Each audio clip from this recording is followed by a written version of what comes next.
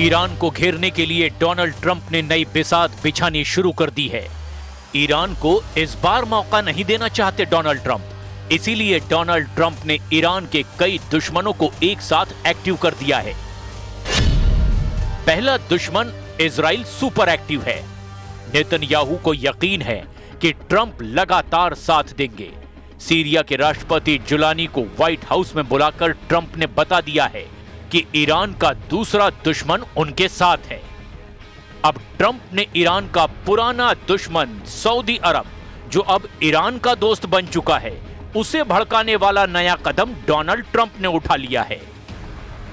13 जून को जिस fighter jet के हमले से ईरान की मिलिट्री लीडरशिप खत्म कर दी गई, अब डोनाल्ड ट्रंप वही F-35 सऊदी अरब को देना चाहते हैं।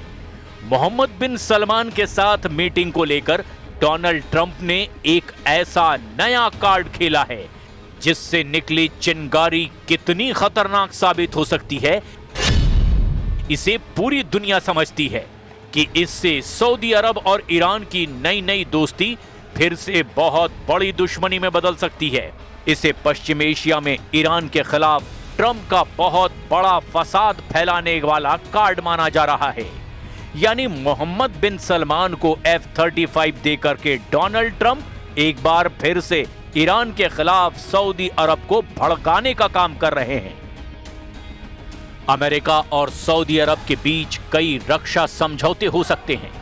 ट्रंप वैसे भी लगातार अमेरिका के साथी देशों को F-35 बेचना चाहते हैं और अब सऊदी अरब इसके लिए ट्रंप को नया बाजार नजर आ रहा है। लेकिन इस सौदे के बाद पश्चिम एशिया में, या यूं कहें कि अरब वर्ल्ड में एक नया तूफान आ सकता है। ये बात वो नहीं समझते, इसे नजरअंदाज करना बेवकूफी कही जाएगी। ईरान ने अपनी मिसाइल पावर एक बार फिर दिखाई है और इन हथियारों को दिखाकर ईरान की तरफ से वार्निंग जनरल बलाली ने दी है। خودمون شروع کردیم زمانی که ما تحریم بودیم، سیم خاردار هم نمیتونستیم وارد کنیم، شروع کردیم به ساخت این موشک‌هایی که اینجا می‌بینید و امروزه در همه حوزه‌های زمین به زمین موشکی که مورد نیاز باشه خودمون می‌سازیم، طراحی می‌کنیم و استفاده می‌کنیم که شما تو عملیات‌های وعده صادق 1 و 2 و 3 نمونه‌های اینها رو دیدید. ईरान में रेवोल्यूशनरी गार्ड्स के बड़े कमांडर ब्रिगेडियर जनरल अली बलाली ने कहा कि ईरान की मिसाइल टेक्नोलॉजी दुश्मन के लिए और खतरनाक बन चुकी है। इजराइल को अमेरिका चाहे जितनी मदद दे, ईरान जब जवाब देगा तो इजराइल मिसाइल अटैक को रोक नहीं पाएगा और नेतन्याहू के मिसाइल डिफेंस सिस्टम पूरी तरह नाकाम साबित होंगे। ईरान को पता है कि इस वक्त अमेरिका में उसके खिलाफ बड़ी साजिश रची जा रही है। व्हाइट हाउस में ईरान को लेकर क्या क्या प्लान बनने जा रहा है, क्यों व्हाइट हाउस इस वक्त ईरान विरोधी मीटिंग का एपिसेंटर कहा जा रहा है, पहले इसे समझिए। 29 सितंबर 2025 को जब नेतन्याहू व्हाइट हाउस में ट्रंप से मिले, तब भी गाजा से बड़ा एजेंडा ईरान रहा। 10 नवंबर 2025 को ट्रंप ईरान के एक और दुश्मन अहमद अल शरा से मिले, जो पहले ISIS और अल कायदा का सरगना था, लेकिन अब सीरिया के राष्ट्रपति होने के नाते उसे ट्रंप का मेहमान बनने का मौका मिला। अब 18 नवंबर 2025 को ट्रंप और मोहम्मद बिन सलमान की मीटिंग होने जा रही है और ये मुलाकात ट्रंप की एंटी ईरान ट्रायंगल बनाने की कोशिश कही जा रही है।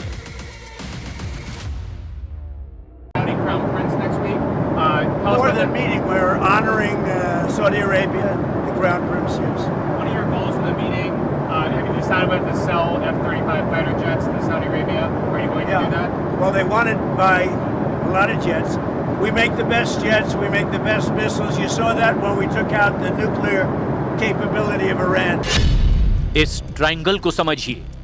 ट्रंप के इस एंटी ईरान ट्रायंगल के एक कोने पर हैं बेंजामिन नेतन्याहू, दूसरे कोने पर है सीरिया यानी अहमद अल शरा, जिसके जरिए अल कायदा ने सीरिया में आतंक फैलाया, और तीसरा नाम है मोहम्मद बिन सलमान यानी सऊदी अरब के क्राउन प्रिंस।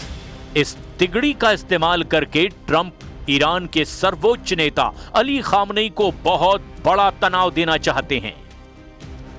इसकी सबसे बड़ी वजह अमेरिका का F-35 जेट बन सकता है, जो इस वक्त दुनिया का सर्वश्रेष्ठ फाइटर जेट है, जिसे जापान, ऑस्ट्रेलिया और यूरोप के कई देश उड़ाते हैं और इजराइल भी इसी फाइटर जेट से लैस है।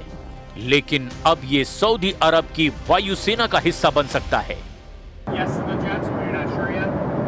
I'm looking at that. They've asked me to look at it. They want to buy a lot of 35, but they want to buy actually more than that fighter jets, yeah.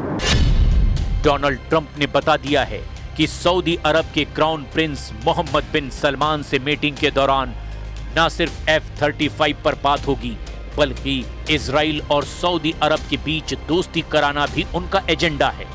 इसीलिए Abraham accord के लिए भी वो मोहम्मद बिन सलमान पर जोर डालने वाले हैं। Abraham Accords be a part of that conversation, perhaps getting the Abraham Accords, getting Saudi Arabia. And the Abraham Accords will be a part. We're going to be discussing.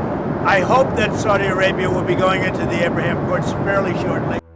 Abraham Accords यानी Israel से राजनयिक रिश्ते, क्या Saudi अरब इसके लिए तैयार होगा? मोहम्मद बिन सलमान पहले ही इजराइल से किसी भी तरह के रिश्तों को लेकर फिलिस्तीन वाली शर्त लगा चुके हैं, यानी फिलिस्तीन देश बनेगा तभी वो इस तरफ अपना कदम बढ़ाएंगे। अब ट्रंप ने हमास और इजराइल के बीच युद्ध तो रुकवा दिया है, लेकिन सऊदी अरब की असली शर्त अभी भी पूरी होनी बाकी है और सच ये है कि इजराइल इस पर कभी राजी नहीं होगा। ये बात नेतन्याहू बार बार ट्रंप को वार्निंग दे रहे हैं।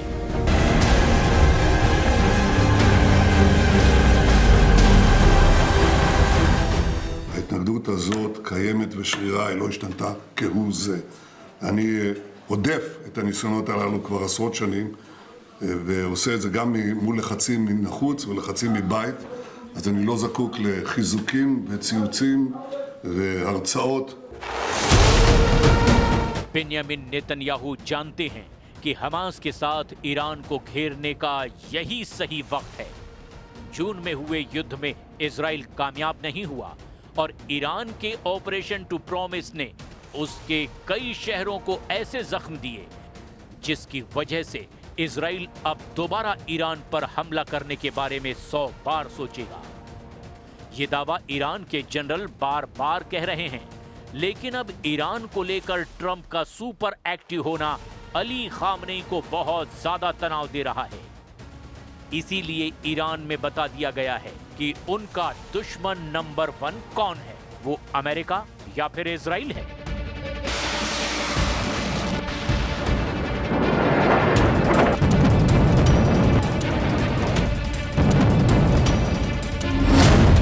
ईरान ने बता दिया है कि वो अपने दुश्मन नंबर 1 और दुश्मन नंबर 2 के साथ फिर से युद्ध के लिए पूरी ताकत के साथ तैयार है। जिंदगी رو तबाह करते बीसते। ईरान के सर्वोच्च नेता अली खामनेई ने कह दिया है कि ईरान झुकेगा नहीं, ईरान डरेगा नहीं और ईरान से अब कोई टकराएगा तो बचेगा नहीं। इसकी वजह है ईरान ने अमेरिका को अपना दुश्मन नंबर 1 बता दिया है। ईरान ने कहा है कि जब तक अमेरिका इजराइल की मदद करना बंद नहीं करता, उसके साथ कोई बातचीत मुमकिन नहीं है।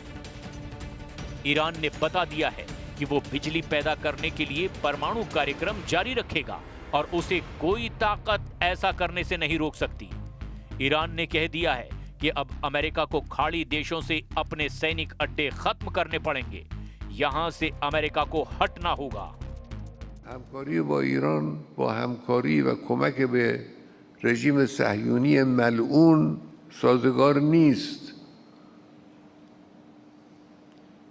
رژیم ملعون صهیونی با این وضعی که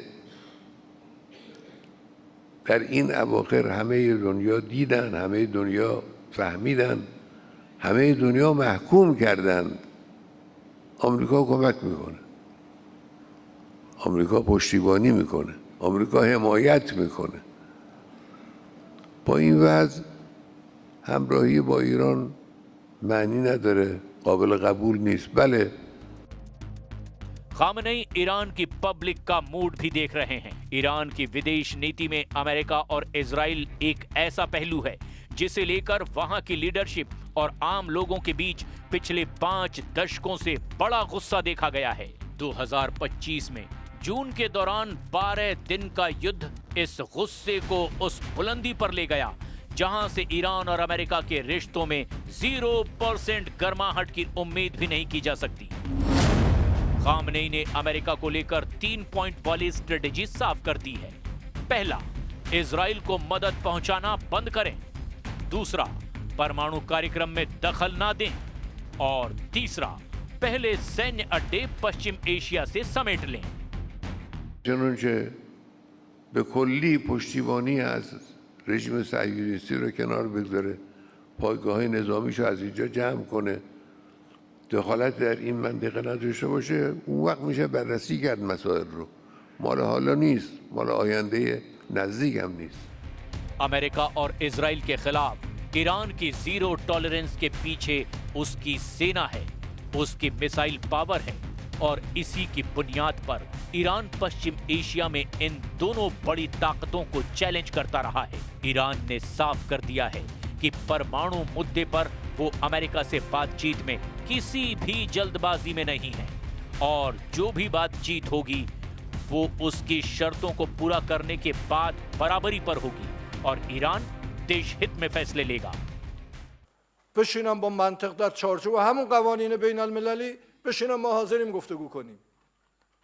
نه اینکه بگن شما این علمو نداشته باش، این مهارتو نداشته باش، حق دفاع از خودت هم نداشته باش، هر وقتم زیاد حرف زدی بمبارانت میکنم. منم میگم چشم، برای اینکه زنده بمونم چشم. अमेरिका ने जून 2025 में ईरान की मिसाइल लॉन्च होते देखी है। इजराइल ने ईरान की मिसाइलों से अपने शहरों को उजड़ते हुए देखा है। ईरान की इस ताकत में 8 गुना इजाफा करने की तैयारी अब पुतिन ने कर ली है, क्योंकि पुतिन और खामनेई के बीच एक डील ने रूस और ईरान के हर दुश्मन को चारों खाने चित कर दिया है। इसीलिए कहा जा रहा है कि ईरान को पुतिन वाली बड़ी ताकत मिलने जा रही है। रूस अब ईरान में 1-2 नहीं बल्कि 8 परमाणु प्लांट बनाने जा रहा है। इसमें 4 प्लांट बुशर में बनाए जाएंगे, जहां का परमाणु अड्डा पहले से ही अमेरिका और इजराइल के टारगेट पर है। यानी जब ईरान के परमाणु कार्यक्रम पर ट्रंप और नेतन्याहू फिर से ब्रेक लगाना चाहते हैं, उसकी ताकत पुतिन ने 8 गुना बढ़ाने का फैसला कर लिया है। कहा जा सकता है कि पुतिन और खामनेई की पार्टनरशिप ने अब नेतन्याहू और ट्रंप के गठजोड़ को डायरेक्ट चैलेंज दे दिया है।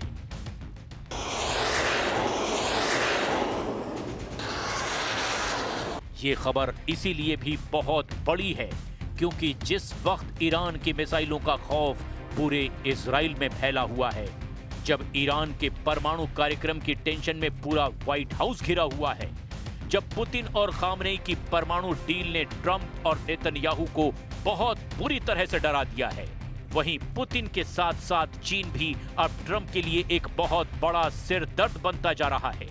वो इसीलिए क्योंकि अमेरिका और सऊदी अरब के बीच अगर F-35 को लेकर डील होती है तो डोनाल्ड ट्रंप का कदम अमेरिका के लिए मुसीबत पैदा कर सकता है। इससे पेंटागन का ये डर बढ़ जाएगा कि कहीं चीन इस विमान की सीक्रेट टेक्नोलॉजी ना हासिल कर ले। ये डर अमेरिकी अधिकारियों को साफ साफ नजर आ रहा है। चीन और सऊदी अरब के बीच रक्षा संबंध इसकी एक बड़ी वजह बताए जा रहे हैं।